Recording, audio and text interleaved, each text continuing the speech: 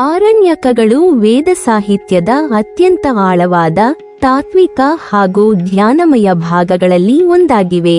ಇವು ಮಾನವನ ಆಧ್ಯಾತ್ಮಿಕ ಪಯಣದಲ್ಲಿ ಮಧ್ಯ ಹಂತವಾಗಿ ಕಾರ್ಯನಿರ್ವಹಿಸುತ್ತವೆ. ಅಂದರೆ ಬಾಹ್ಯಕರ್ಮ ಮತ್ತು ಯಜ್ಞಯಾಗಾದಿಗಳಿಂದ ಒಳಜೀವನದ ಶಾಂತಿ ಮತ್ತು ಬ್ರಹ್ಮಜ್ಞಾನವರೆಗೆ ಕೊಂಡೊಯ್ಯುವ ಸೇತುವೆಯಂತಿವೆ.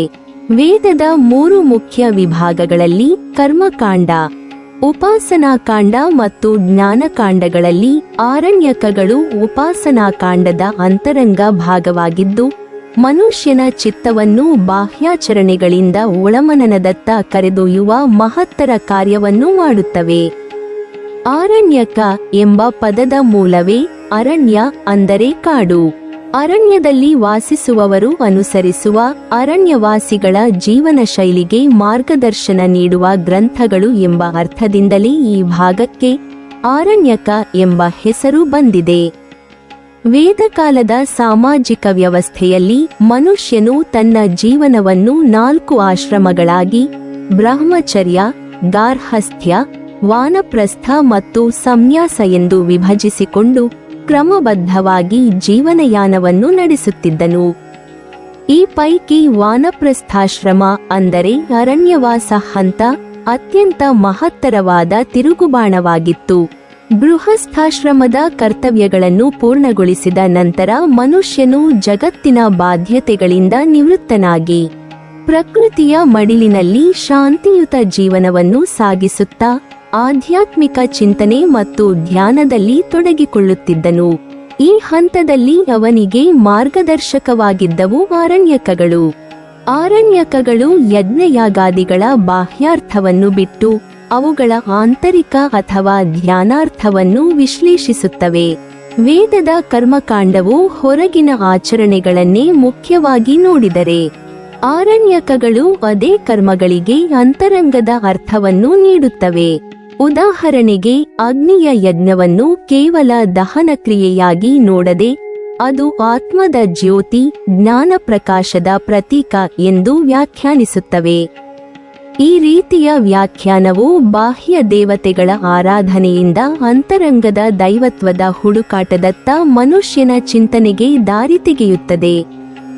ದೇವರು ಅಲ್ಲಿ ಯಾವುದೋ ದೂರದ ಪರಮಶಕ್ತಿಯಲ್ಲ, ಆತ್ಮದಲ್ಲಿಯೇ ಅಡಗಿರುವ ಚೈತನ್ಯ ಎಂದು ಈ ಗ್ರಂಥಗಳು ಬೋಧಿಸುತ್ತವೆ. ಆರಣ್ಯಕಗಳ ಪ್ರಧಾನ ಉದ್ದೇಶವೆಂದರೆ ಮನುಷ್ಯನ ಮನಸ್ಸನ್ನು ಶಾಂತಗೊಳಿಸಿ ಅವನನ್ನು ಧ್ಯಾನ ಮತ್ತು ಮನನದತ್ತ ಕರೆದೊಯ್ಯುವುದು. ಅವು ಉಪಾಸನೆ, ಪ್ರಾಣಾಯಾಮ, ಧ್ಯಾನ, ತಪಸ್ಸು ಮತ್ತು ಆತ್ಮಸಾಕ್ಷಾತ್ಕಾರದ ವಿಧಿಗಳನ್ನು ವಿವರಿಸುತ್ತವೆ. ಈ ಗ್ರಂಥಗಳು ವಾನಪ್ರಸ್ಥಾಶ್ರಮಿಯ ಧರ್ಮವನ್ನು ವಿವರಿಸುತ್ತವೆ, ಅಂದರೆ ಗೃಹಸ್ಥ ಜೀವನದ ಬಂಧನಗಳನ್ನು ಬಿಟ್ಟು ಚಿತ್ತವನ್ನು ದೈವದ ಅರಿವಿಗೆ ಸಮರ್ಪಿಸುವ ಮಾರ್ಗ.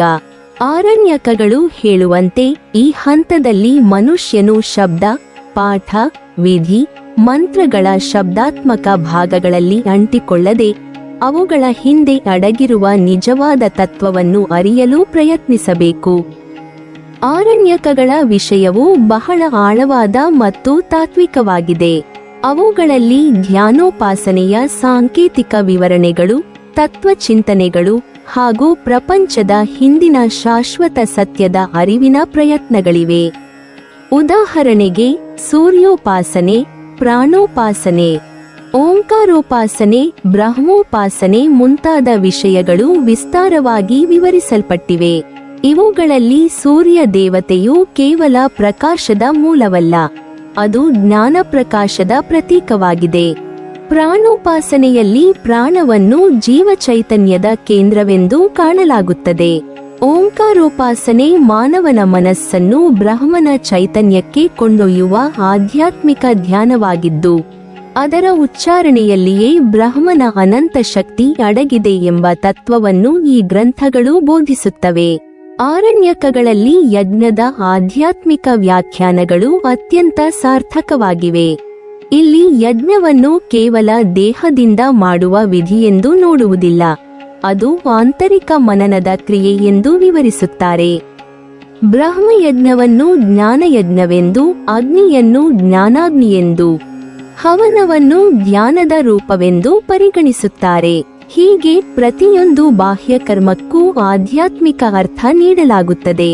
ಮನುಷ್ಯನ ಪ್ರತಿ ಉಸಿರಾಟವೂ ಉಪಾಸನೆಯಾಗಬೇಕು, ಪ್ರತಿಯೊಂದು ಕ್ರಿಯೆಯೂ ತಪಸ್ಸಾಗಬೇಕು, ಪ್ರತಿಯೊಂದು ಚಿಂತನೆಯೂ ಧ್ಯಾನವಾಗಬೇಕು ಎಂಬ ತತ್ವವನ್ನು ಆರಣ್ಯಕಗಳು ಸಾರುತ್ತವೆ. ಪ್ರತಿ ವೇದಕ್ಕೂ ತಕ್ಕಂತೆ ಆರಣ್ಯಕ ಭಾಗಗಳಿವೆ.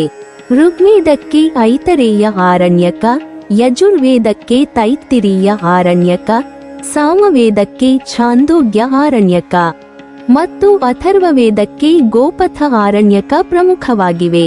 ಇವುಗಳಲ್ಲಿ ಪ್ರತ್ಯೇಕವಾದ ಧ್ಯಾನ, ತಪಸ್ಸು, ಬ್ರಹ್ಮಚಿಂತನೆ ಮತ್ತು ಆತ್ಮಸಾಕ್ಷಾತ್ಕಾರದ ವಿವರಣೆಗಳಿವೆ. ಕೆಲ ಆರಣ್ಯಕಗಳ ಕೊನೆಯ ಭಾಗವೇ ನೇರವಾಗಿ ಉಪನಿಷತ್ತಿಗೆ ಸೇರಿಕೊಂಡಿದೆ.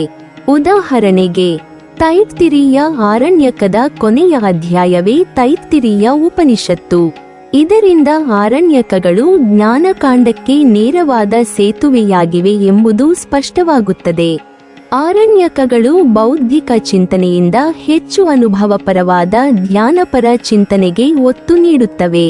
ಋಷಿಗಳು ಈ ಭಾಗಗಳಲ್ಲಿ ತತ್ವವನ್ನು ವಾದವಿವಾದಗಳಿಂದ ಅಲ್ಲ, ಆದರೆ ಅನುಭವದಿಂದ ಅರಿಯಲು ಪ್ರಯತ್ನಿಸುತ್ತಾರೆ. ಅವರು ದೇವರನ್ನು ಹೊರಗಿನ ಅಸ್ತಿತ್ವವೆಂದು ನೋಡುವುದಿಲ್ಲ. ದೇವರು ತಮ್ಮೊಳಗೆ ಚೈತನ್ಯ ರೂಪದಲ್ಲಿ ಅಸ್ತಿತ್ವದಲ್ಲಿದ್ದಾನೆ ಎಂಬ ಅರಿವು ಇವರ ಧ್ಯಾನದ ಕೇಂದ್ರವಾಗಿದೆ. ಈ ಅರಿವು ಮನುಷ್ಯನ ಜೀವನವನ್ನು ಸಂಪೂರ್ಣ ಪರಿವರ್ತನೆಗೊಳಿಸುವ ಶಕ್ತಿಯಾಗಿದೆ. ಒಟ್ಟಿನಲ್ಲಿ ಹೇಳುವುದಾದರೆ, ಆರಣ್ಯಕಗಳು ವೇದ ಸಾಹಿತ್ಯದ ಹೃದಯ ಭಾಗ.